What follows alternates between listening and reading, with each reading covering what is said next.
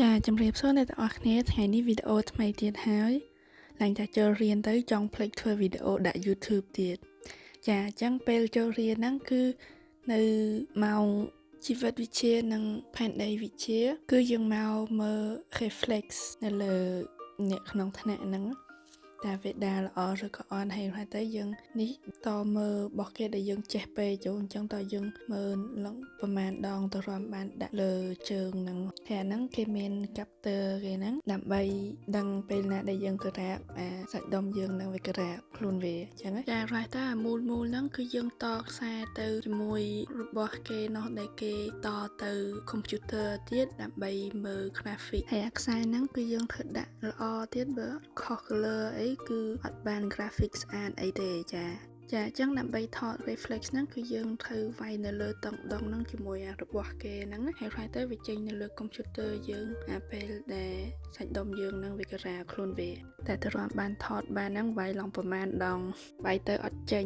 ចាឥឡូវគឺយើងបាន graphic របស់យើងហើយស្អាតទៀតចាហើយទៅជាប់ការងារហើយគឺមកវាយសាកធ្វើដូចនៅក្នុងរឿងពេលវាយទៅជើងនឹងវាបាសទៅខ្លួនវាហើយឥឡូវសាកធ្វើ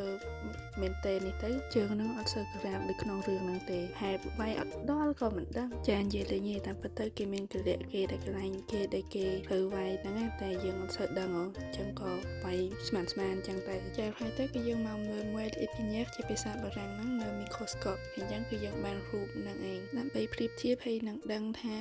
រូបរាងវាយ៉ាងម៉េចអីនៅក្នុងខ្លួនយើងហ្នឹងចា Weld Epinier ហ្នឹងគឺតែខាងក្នុងពណ៌សហ្នឹងឯងខៀវជុំវិញដែលឃើញច្បាស់ហ្នឹងអាហ្នឹងគឺឆ្អឹងខ្នងទេចាល្ងាចឡើងហ្នឹងគឺធ្លាក់តកមកប្រយហ្នឹងទៅក៏ថតទៅព្រោះឡងប្រហែលឆ្នាំហើយអត់បានធ្លាក់តកទេអញ្ចឹងគឺនេះធ្លាក់តកហ្នឹងគឺថតមកហើយស្អែកឡើងទៅរៀននឹងខំទៅរៀនទៀតធ្លាក់តកពេញនឹងហើយនៅបដូរទៅទៀតចានេះបរិវេណនៅក្នុងសាលាហ្នឹងគឺពេញតកពេញនឹង